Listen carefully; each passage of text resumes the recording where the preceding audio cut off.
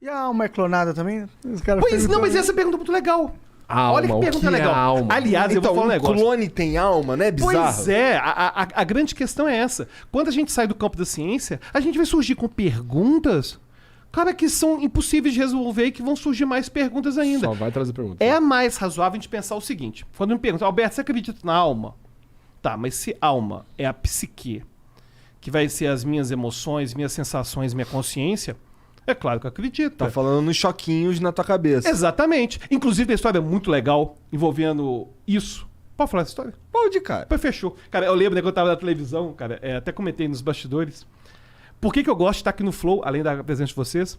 É que uma coisa que tinha me falado várias vezes em programa de televisão é o seguinte. Eu pergunto, quanto tempo que deve ser a minha resposta? Aí responderam o seguinte já. Quanto mais longa a sua resposta, menor a chance dela aparecer no programa. Aí você escolhe. Porra. Aí a gente, cara, começa a criar um Banho hábito. de água fria, assim, não é? Eu não sei se vocês já viram, quando chega gente que vai muito programa de televisão aqui no Flow, as pessoas às vezes podem ter dificuldade de não engatar uma conversa natural, porque elas são tão acostumadas que era o que eu fazia quando eu vou no programa de televisão, é o que eu faço. Porque a gente tem que criar uma estrutura que é a mais curta possível. Mas tem uma história bem legal sobre alma, que é a seguinte. Tinha um cara chamado Arthur Alberts, que nos anos 50 estava com a mulher dele na África. E ele era apaixonado pela música africana. Qual é essa história? Pra surpreender, você não sabe o que vai acontecer na história. Aí aconteceu, eu tava lá na música africana com o Jeep dele. E ele era apaixonado com a música africana. E ele levou um gravador. E ele começou a gravar a música africana. E foi gravando, apaixonado, fazendo lá o safari dele. E aí teve um show de música africana que ele ficou encantado. Falei, caramba, isso é legal demais. E aí ele gravou tudo e ele chamou os cantores. Chamou o cantor, vem cá pra você ver como que ficou a gravação. Anos 50, na África. Venha cá ver como que ficou a gravação do seu show. Aí o cara deu play, né? Lá no gravador, que tava ligado direto no Jeep. Aí quando o cantor viu a voz dele saindo do gravador, ele ficou desesperado. E isso é uma magia tremenda. Isso é um demônio. Roubaram a minha voz, ela tá dentro do gravador. Roubaram a minha língua. Vou te matar. E começaram a querer matar o Arthur Alberts. Caralho. E pegaram uma faca e iam matar ele. Aí ele arranjou um espelho correndo. Não, sua língua tá aí. Nossa, isso é muito perigoso. Isso é uma magia tremenda.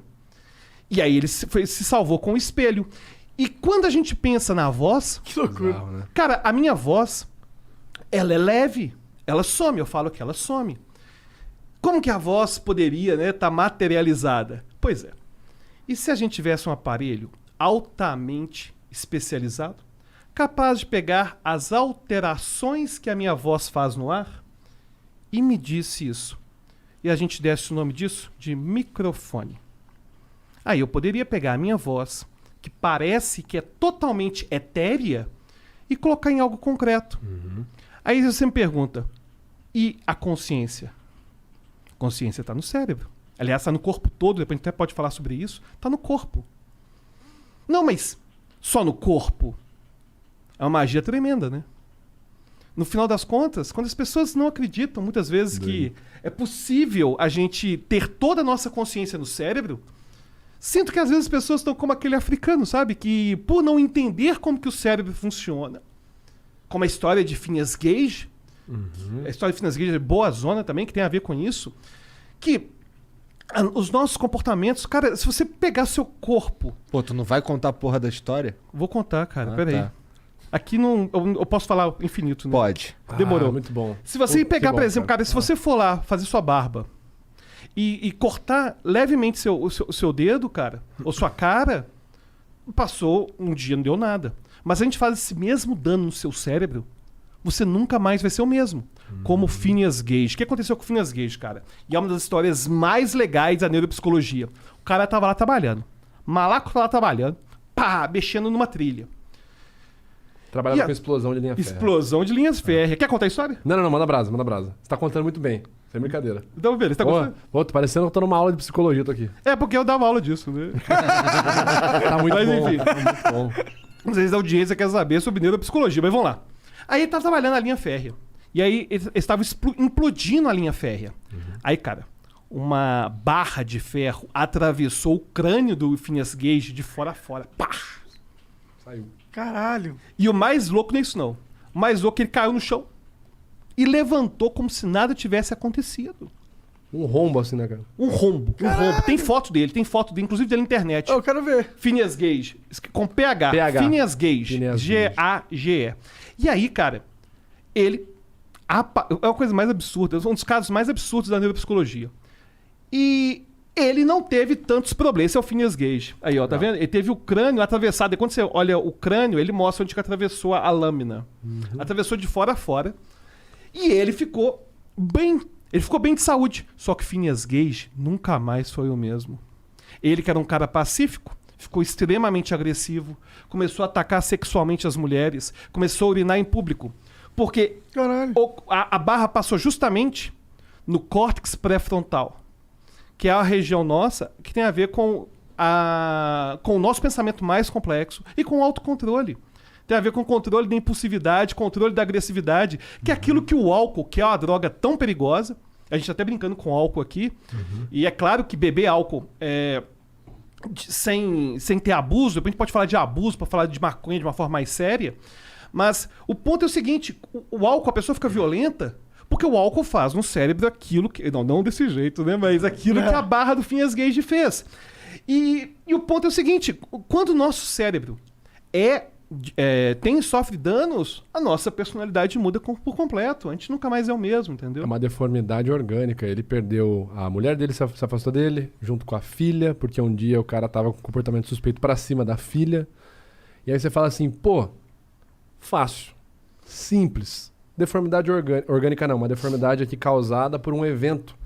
Causou-se, então, uma deformidade física no cérebro, mudou a personalidade.